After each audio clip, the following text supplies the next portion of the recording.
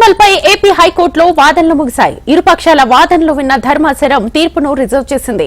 ఇప్పటికే free సింబల్లో glass గుర్తును పెట్టింది ఈసీ.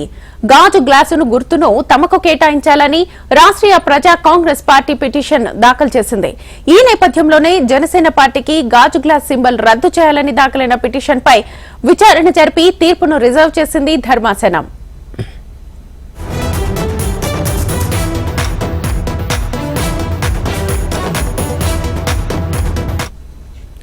గ్లాస్ సింబల్ పై ఏపీ హైకోర్టులో వాదనలు ముగిశాయి. ఇరుపక్షాల వాదనలు విన్న ధర్మాసనం తీర్పును రిజర్వ్ చేసింది.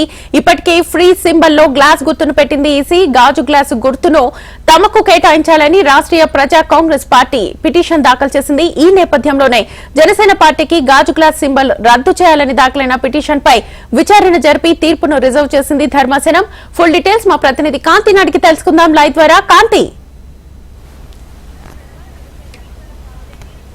శ్వేత, ఏదైతే జనసేన పార్టీకి గ్లాసు గుర్తును రద్దు చేయాలంటూ ప్రజా కాంగ్రెస్ పార్టీ ఏదైతే హైకోర్టులో పిల్ వేసిందో దానికి సంబంధించిన విచారణ ఈ రోజు జరిగింది. విచారణలో భాగంగా ప్రజా కాంగ్రెస్ పార్టీ గత తెలంగాణ ఎన్నికలు జరిగిన నేపథ్యంలో అక్కడ గ్లాస్ సింబల్ తోనే పోటీ చేశాము. ప్రస్తుతం ఫ్రీ సింబల్ గా ఈసీ ఇచ్చిన దాంట్లో ఫ్రీ సింబల్ గా గాజు గ్లాస్ గుర్తు ఉంది కాబట్టి ఈ ఏదైతే సింబల్ ఉందో ఇప్పుడు కూడా ఆంధ్రప్రదేశ్ ఎన్నికలకు కూడా గ్లాస్ సింబల్ ని మాకే కేటాయించాలి అంటూ హైకోర్టులో పిటిషన్ దాఖలు చేసింది. దీనిపైన ఇరు వాదనలు విన్న న్యాయమూర్తి తీర్పునైతే రిజర్వ్ చేశారు. ఏదైతే 2023 ఎన్నికల సమయంలో జనసేనకు వచ్చినటువంటి ఓటింగ్ శాతాన్ని బట్టి ఇప్పుడు నెక్స్ట్ ఆ సింబల్ ని కేటాయించాలా వద్దా అనే నిర్ణయం ఈసీ తీసుకుంటుంది. అయితే ఏదైతే వచ్చిన పర్సంటేజ్ ని బట్టి సింబల్ ని ఈసీ కూడా దాన్ని ఏదైతే ఫ్రీ సింబల్ ప్లేస్ లో పెట్టడం తోటి ఇప్పుడు వివాదం మొదలైంది. మొత్తంగా ఫ్రీ సింబల్ మాకే కావాలి అంటూ ఏదైతే ప్రజా కాంగ్రెస్ పార్టీ